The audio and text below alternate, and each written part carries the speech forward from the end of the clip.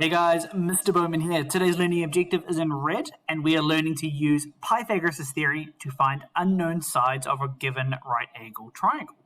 So this video is going to be a little bit different. So we're not focusing on short side, we're not focusing on long side, we're focusing on a mixture. So we're trying to figure out how can we chop and change between short and long side calculations. To help us go through this learning objective, I've got a bit of a diagram drawn for us, and there it is. And I've also got a whole bunch of measurements that relate to that diagram. And our job is, we need to go through our diagram to find out A, B, C, and D. And I should note, all of our units are done in meters. So this question's a little bit different to some of the other ones we've looked at, because if you have a look, the first side we're looking at, side number A, that's opposite the right angle, so that's a long side. I'm then looking at B, which is a short side, and again, C, long side, and D, short side. So I'm kind of working through my diagrams, through different short and long side calculations, so a mixture of each, to be able to find out D at the very bottom of our diagram. So let's get into the first question, and I'll be changing pen colors quite a bit, but what we can do is we can see we've got a right angle triangle, and I've highlighted the one we're focusing on in blue.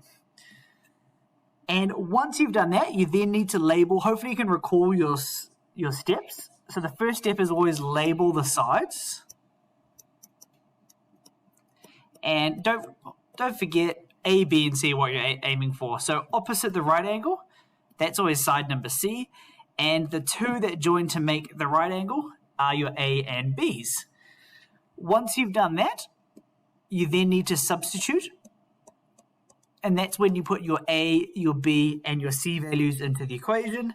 And hopefully you got the third step in your mind. Once you've substituted, you're then going to go ahead and solve.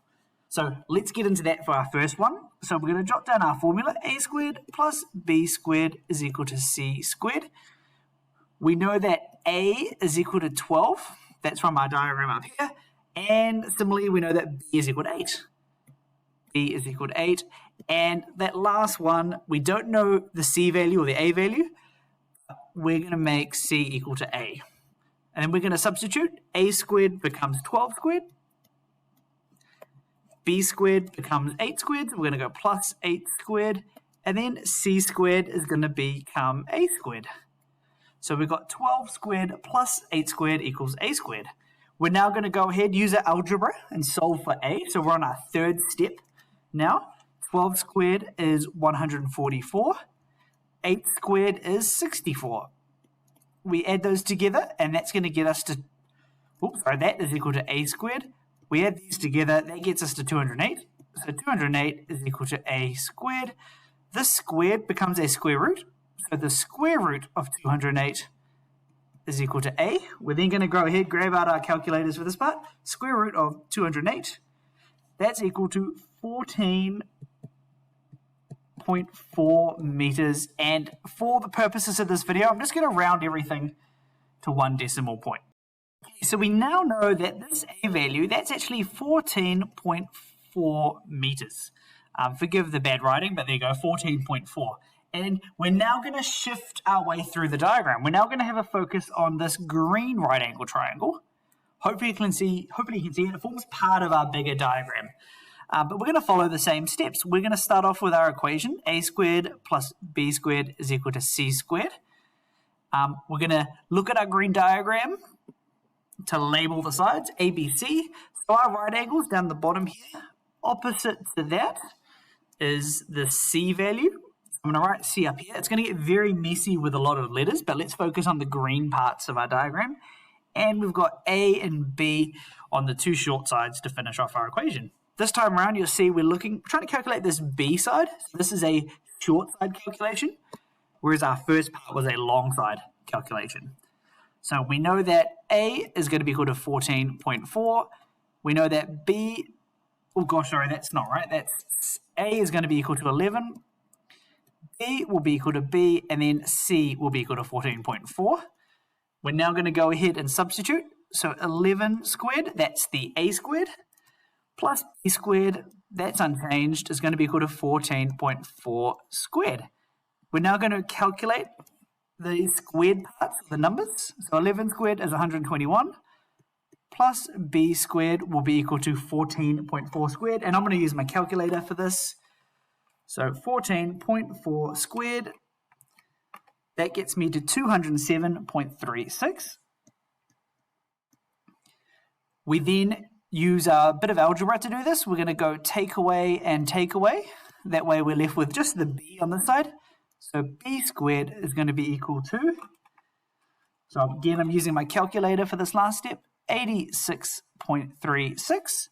And I'm now going to get rid of the squared. Opposite of squared is a square root. So b is equal to the square root of 86.36. And we grab our calculator for that, and that comes to 9.3. That's in meters, and I'm sticking with my 1 dp rounding over there. Okay, so we can draw that down. So we know this bit here is 9.3 meters. And we're now going to carry on down our diagram. So we've got this side here. We know that this side here is 9. We can now go ahead and calculate C. And this time around, C is the long side, so we've got another long side calculation. So let's jot down our working up the top corner here. A squared plus B squared is equal to C squared. Let's go ahead and label our diagram so we know what the A, the B, and the C are. So our right angle is up the top corner here this time. Opposite that is C. And the other two, A and B, they form to make that right angle. Let's figure out what we're substituting. So we know that A, that's going to be equal to 9.3. So A will be equal to 9.3. We know that B is equal to 9. So B is equal to 9. And we know that C, well, we don't know C, so C will stay as C. We're now going to substitute them all in. A squared becomes 9.3 squared. So 9.3 squared. B squared becomes 9 squared. And C squared will stay as C squared. We're then going to grab out our calculator. 9.3 squared, that's 86.49. 9 squared is 81. And C squared will stay the same. So we're going to add these two parts together, 86.49 plus 81. That gets us to 167.49. That's equal to C squared. We're now going to square root all of this. That there is equal to C, and then C is equal to, I'm getting 12.9 meters, and then again, that's got my 1 dp rounding.